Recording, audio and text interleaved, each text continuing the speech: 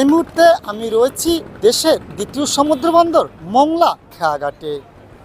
এই অঞ্চলের মানুষের যুগ যুগ ধরে একটাই মাত্র চাওয়া পাওয়া, মংলা নদীর উপর একটি সেতু নির্মাণ। অবশেষে আনন্দের বার্তা দিলেন মংলার কৃতি সন্তান অ্যাডভোকেট মোহাম্মদ মনিরুজ্জামান।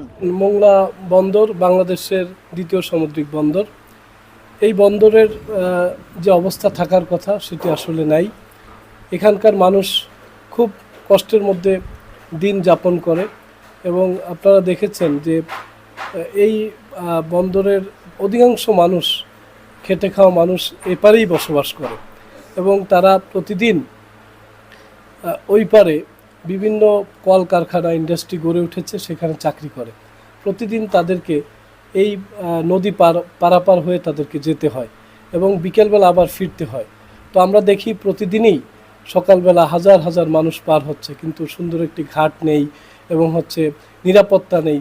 সেই বিবেচনা থেকেই, সেই জায়গা থেকেই আমার আসলে চেষ্টা যে আসলে এটিকে কীভাবে অত্যন্ত আধুনিকায়ন এবং সুন্দর করা যায়, সেই ব্যাপারে আমি চেষ্টা করেছি। প্রাথমিকভাবে আমি চেষ্টা করেছি যে সাময়িক তাদের দুরবস্থা দূর করার জন্য একটি পল্টুন যদি পাওয়া যায়, সেই পল্টুনে আপাতত তারা সেখান থেকে তারা নৌকায় উঠে যাতায়াত করতে পারবে। সেকেন্ডলি যেটা আমি কাজ শুরু করেছি সেটি হচ্ছে এটি যাতে পার্মানেন্ট একটা সলিউশন হয়, সেজন্য আমি ব্রিজের যে কাজটি এগিয়ে যাচ্ছে সেইখানেও আমি কাজ করেছি। আমি ইতিমধ্যে কথা বলেছি ব্রিজের বিষয়ে এবং আশা করি ব্রিজের বর্তমানের যে অবস্থা সেটি হচ্ছে যে আপনারা জানেন কিছুদিন আগে এসে এটি একটি লাল পতাকা টানিয়ে দিয়েছে এবং সেখান থেকেই মূলত ব্রিজটি হবে।